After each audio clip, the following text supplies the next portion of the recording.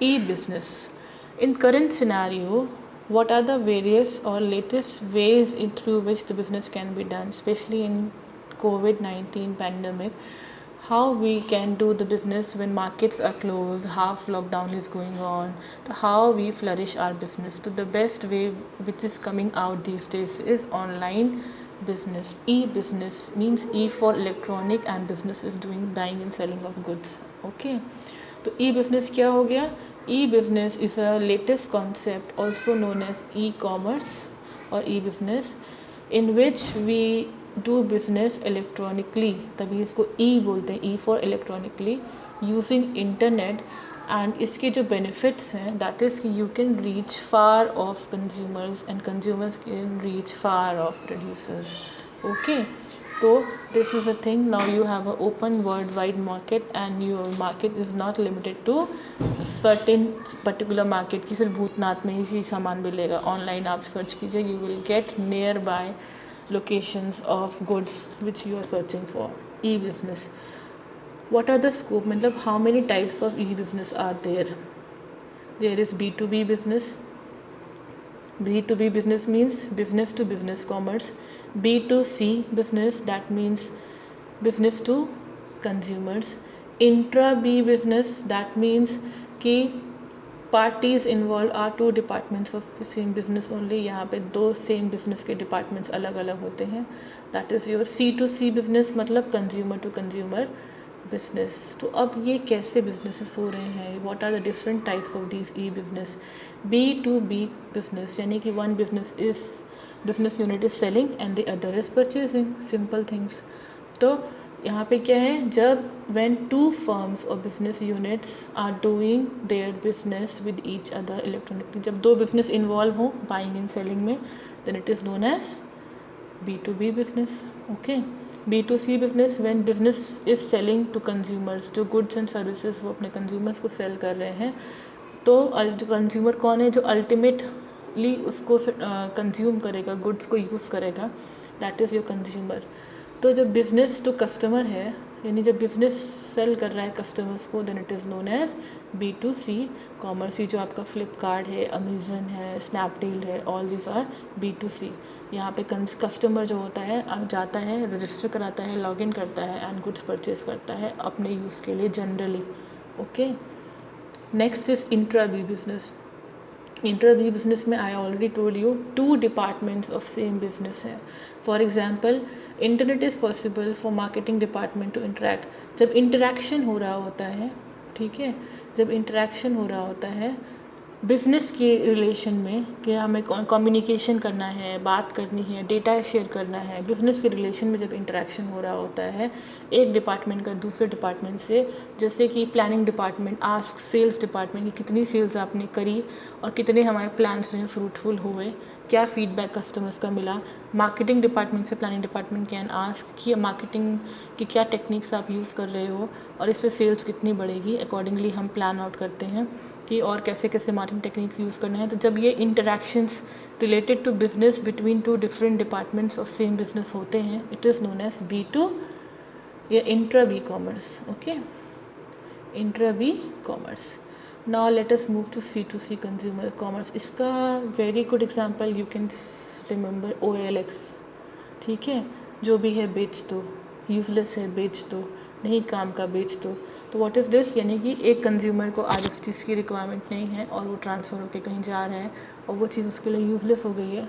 नया सोफ़ा लेना है, पुराना सोफ़ा बेकार हो गया, तो यू कैन सेल. आप इस पर रजिस्टर करके जो ख़रीदना चाह रहा है उनके कांटेक्ट में आके एक कंज्यूमर दूसरे, मतलब कंज्यूमर का मतलब है कि वो उसका रूटीन एक्टिविटी नहीं है गुड्स को सेल करने का, उसको अचानक से कुछ सेल करना है तो वो OLX पे जाके दूसरे कंज्यूमर को अपने गुड्स सेल कर सकता है. That is consumer to consumer commerce. Okay. C2B commerce. अब C2B कॉमर्स क्या है?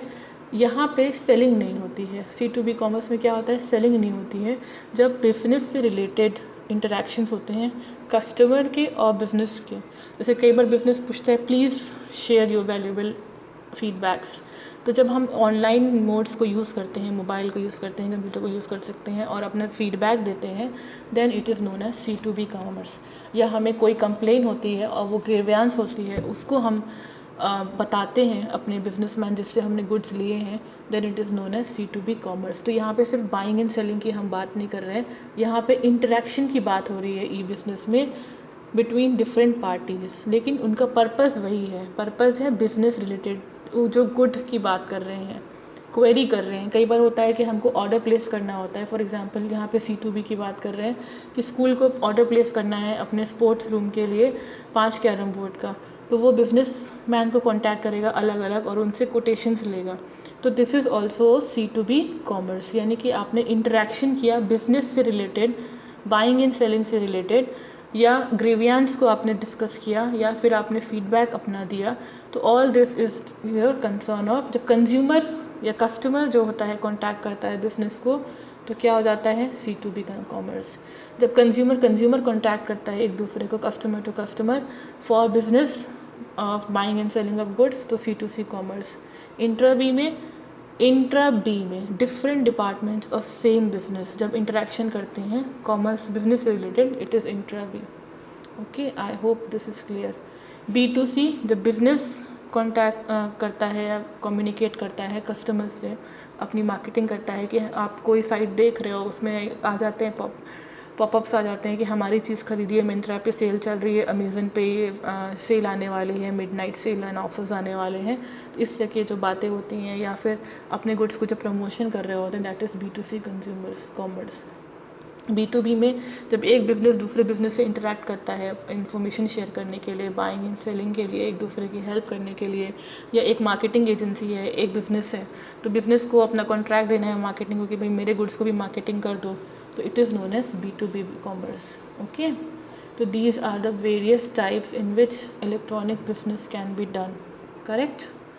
Now let's move on to further. Okay, B2E commerce. अब ये B2E कॉमर्स क्या है? ये है एम्प्लॉय, E फॉर एम्प्लॉय। हालांकि it's not very much relevant nowadays, लेकिन हाँ, आज हमारे एम्प्लॉयज़ भी उतने ही इम्पॉर्टेंट हैं। हमारा सिलेबस B2B, B2C, C2C तक ही है, ये थोड़ा एक्स्ट्रा है बट CBSE का है, तो let's study.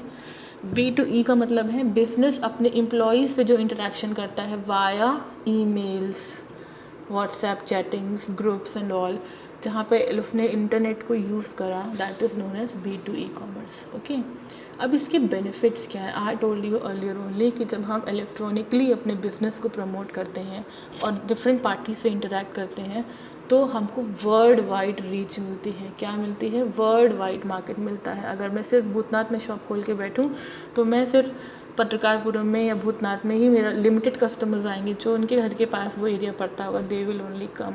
But if I am selling and dealing goods online, internet use करके मैं E-कॉमर्स में इन्वॉल्व हूँ, तो फिर एक सिंपल मैसेज के थ्रू अपने गुड्स सेल कर सकती हूँ वेरियस कस्टमर्स को थ्रू आउट द वर्ल्ड। जैसे आपके फर्स्ट क्राई करता है, ऑल ओवर द वर्ल्ड करता है, हॉपस्कॉच करता है, मिंत्रा करता है, ठीक है।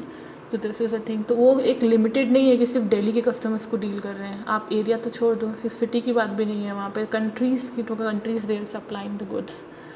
This is your world wide market मिल रहा है उनको, बैठे बैठे सिर्फ कुरियर करना है। ओके, शॉप्स की कॉस्ट कम हो जाती है। कैसे? आपको शोरूम्स बड़े बड़े नहीं खोलने हैं, कई तो सिर्फ ऑनलाइन ही बेचते हैं, बड़े बड़े शोरूम्स नहीं खोलने हैं, बड़े बड़े लाइट्स नहीं लगानी है, ACs नहीं लगाने हैं, चेयर्स, इंफ्रास्ट्रक्चर मेंटेन नहीं कर रहा है, तो कहीं ना कहीं ये कॉस्ट इफ़ेक्टिव भी होता है। सिर्फ एक गोडाउन चाहिए, एक कुरियर सर्विस चाहिए, जहाँ से आप बस गुड्स का ऑर्डर प्लेस करो, आप ऑर्डर रिसीव करो, उन गुड्स को पैक करो एंड सेंड कर दो। That is the thing. Elimination of middle man होता है। जो बीच में होलसेलर्स, रिटेलर्स होते हैं, उन सबको ये एलिमिनेट हो जाता है। सीधा डायरेक्ट कंज्यूमर और प्रोड्यूसर का कॉन्टैक्ट होता है। इससे जो बीच वालों का जो कमीशन है वो प्राइस में ऐड ऑन नहीं होता और रीज़नेबल प्राइस पे गुड्स कंज्यूमर को अवेलेबल हो जाते हैं और डायरेक्ट प्रॉफिट मिलता है प्रोड्यूसर्स को। ईजी डिस्ट्रीब्यूशन प्रोसेस है। आई टोल्ड यू, सिंपल एक को डाउन मेंटेन करना है और एक कुरियर एजेंट को फिक्स करना है। बस जहाँ ऑर्डर मिला, कुरियर आपने पैक करवाया और उनके पास पहुँच गया। कोई बिग बल्क एम्प्लॉयज़ की ग्रुप नहीं चाहिए। लोअर इन्वेस्टमेंट, सिर्फ एक गोडाउन चाहिए, एक एजेंसी चाहिए कुरियर की, तो बड़े बड़े शोरूम्स नहीं चाहिए। आई टोल्ड यू कॉस्ट कम आएगी, बड़े बड़े शोरूम्स नहीं होंगे, उसमें पावर सप्लाई नहीं होगी, उसमें आपको एक सिंपल सा छोटा सा बिग बाज़ार का कहीं खुलता है, अगर FB भी खुलता है तो उसमें भी कम से कम 15-20 एम्प्लॉय होते हैं हर डिपार्टमेंट, हर सेक्शन में अलग अलग खड़े हो रहते हैं, 2-2 लोग खड़े रहते हैं। तो वो आपका वो बचेगा, कॉस्ट इफेक्टिव होगा, पावर बचेगी, ACs का कॉस्ट बचेगा, इंफ्रास्ट्रक्चर कम लगेगा, ऑल दीज थिंग्स। तो इससे आपकी कॉस्ट कट डाउन हो जाएगी, नीचे आ जाएगी। ईज़ी टू लॉन्च, कुछ भी नया आपको लॉन्च करना है, सिंपल सा एक, जैसे आजकल देख रहे हो मूवीज़ भी आते हैं तो उनको लॉन्च करते हैं, एक सिंपल सा एक पॉपअप आ जाता है कि ये मूवी इस दिन आ रही है अमेज़न प्राइम पे या हॉटस्टार पे। तो it is easy to launch your product very easily, conveniently on internet. Okay, this is a thing. Next is your movement towards paperless society. इससे क्या होता है, हमारा पेपरलेस सोसाइटी यानी पेपर वर्क कम हो जाता है, ऑर्डर लेना नहीं है, बिल नहीं कटने हैं, बिल तो कटते हैं बट कहीं ना कहीं हमारा जो पेपर की आज दिन भर इतनी सेल हुई, अकाउंट्स नहीं मेंटेन करने हैं, सब ऑनलाइन कंप्यूटर से मेंटेन हो रहा है, सेल्स मेंटेन नहीं करनी है, रिकॉर्ड्स नहीं रखने हैं, बड़े बड़े फाइल्स नहीं मेंटेन करने हैं साल भर के, तो कहीं ना कहीं हम पेपर सेव कर रहे हैं फिज़िकल फॉर्म में, हमको चीज़ों को इकट्ठा या कलेक्ट करके नहीं रखना है। Resources, next is what resources required. अब जाहिर सी बात है, अगर हम बिज़नेस कर रहे हैं और इंटरनेट की बात कर रहे हैं तो first resource we want what, कि कंप्यूटर सिस्टम हो या एटलीस्ट मोबाइल हो, आजकल स्मार्ट मोबाइल हो, इंटरनेट कनेक्शन हमारे पास होना चाहिए, और क्या होना चाहिए, लेट्स सी, एक वेब पेज होना चाहिए, एक साइट हो, जैसे अमेज़न प्राइम आपकी अमेज़न की साइट होती है, स्नैपडील की साइट होती है, फ्लिपकार्ट की साइट हो, एक साइट हो, उसको प्रॉपरली कोई मैनेज, जिसने उसको वेबसाइट बना के रखी हो, एक वेब पेज हो, इफ़ेक्टिव टेलीकम्युनिकेशन सिस्टम हो, हमारे पास एक टीम हो जो ऑर्डर रिसीव करने में, कस्टमर्स अगर हेल्प कन्वीनियंट नहीं हो तो उनको हेल्प कर सकें। तो कई बार आपने देखा, आई हैव सीन कि कुछ साइट्स ऐसी होती हैं जिसमें आप कुछ सेलेक्ट कर रहे हो और आप किसी टाइम किसी रीज़न की वजह से आप वो ड्रॉप करके कुछ और काम करने लगो, तो तुरंत they respond and send you a message कि Mr. So and so, you are watching this product. If you are failing, या if you are facing any problem in placing an order, just tell us, we will place order on your behalf.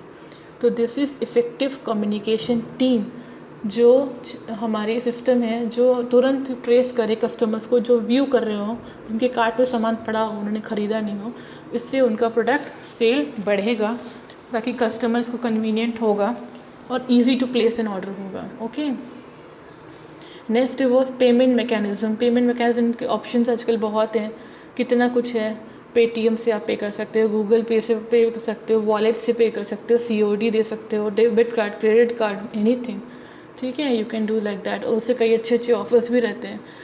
अब आते हैं safety and security concerns over transactions. दो तरह के problems होते हैं हमारी सेफ्टी में, कंसर्न्स क्या हैं, लेट्स सी। ऑनलाइन ट्रांजेक्शन्स क्या हैं, it is dealing between buyers and sellers through internet, यही ऑनलाइन ट्रांजेक्शन्स है, एक खरीद रहा है, एक सेल कर रहा है। Okay, what are the steps of online shopping. जब हम ऑनलाइन शॉपिंग करते हैं तो हम क्या करते हैं, पहले हम उस साइट पे, उस वेब पेज पे जाकर अपने रजिस्ट्रेशन कराते हैं, then we place an order, cart में चीज़ें सेलेक्ट करके डालते हैं, फिर ऑर्डर प्लेस करते हैं, अपना एड्रेस रजिस्टर कराते हैं, फिर हम उसको पेमेंट करते हैं। तो 3 स्टेप्स ऑफ ऑनलाइन शॉपिंग क्या है, first is registration on that site, placing an order and then making a payment, ठीक है, ये 3 स्टेप्स होते हैं हमारे ऑनलाइन शॉपिंग के।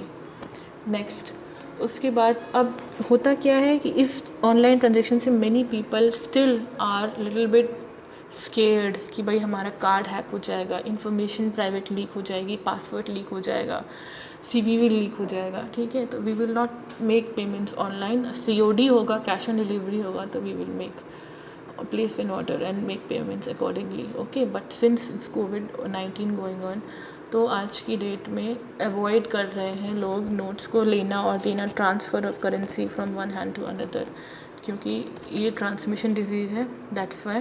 तो क्या हो रहा है, दे आर रिजेक्टिंग, जो बिजनेसेस हाउस हैं वो बोल रहे हैं हम COD पे ऑर्डर्स नहीं लेंगे, if you are paying online then only we will place an order.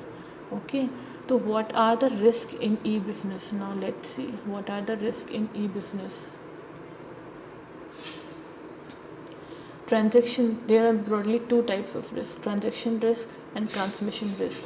Then third is threat to intellectual property and privacy risk. यानी एक हो गया हमारा ट्रांजेक्शन रिस्क, दूसरा हो गया ट्रांसमिशन रिस्क एंड तीसरा हो गया privacy risk. Okay, transaction risk क्या होता है? जब हम ट्रांजेक्शन कर रहे होते हैं तो क्या होता है, समटाइम इंटरनेट स्लो हो जाता है तो हमारी जो ऑर्डर है वो सक्सेस नहीं होती है, या पेमेंट जो हो रही होती है वो सक्सेस नहीं होती है, फेल हो जाती है. कई बार ओला में आया सीन कि हम लोग ऑनलाइन पेमेंट का ऑप्शन आता है, we do online payment, but happens what कि जब हम जर्नी कंप्लीट होती है तो व्हाट हैपेंस कि वो बोलता है कि नहीं आपका पेमेंट दिखाया नहीं है ऑनलाइन, मतलब ज़ीरो नहीं हुआ, मीन्स यू हैव टू पे. बाद में शाम तक वो रिफ़ंड आ जाता है. तो ये आपके ट्रांजेक्शन रिस्क हैं. कई कंपनीज़, भाई ओला तो फेयर है ठीक है, बट कई कंपनीज़ ऐसी होती हैं जो इंटरनेट स्लो हो रहा हो या कुछ हो, डबल पेमेंट हो जाता है और वो रिटर्न नहीं करती हैं.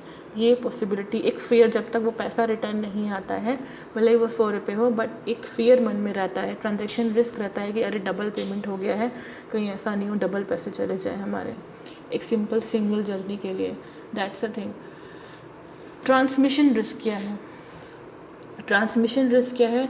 जब डेटा हमारा इधर से उधर, जैसे कि मैंने कार्ड के डिटेल्स डाले for making payments, data transfer हो रहा है, उसमें कोई वायरस आ गया ठीक है, या फिर वो हैक हो गया, इंफॉर्मेशन हैक हो गई, that is your transmission risk. Okay, next आते हैं. अब वायरस का फुल फॉर्म क्या है? जस्ट सी, वायरस तो बहुत सुनते होंगे. वायरस का फुल फॉर्म क्या है?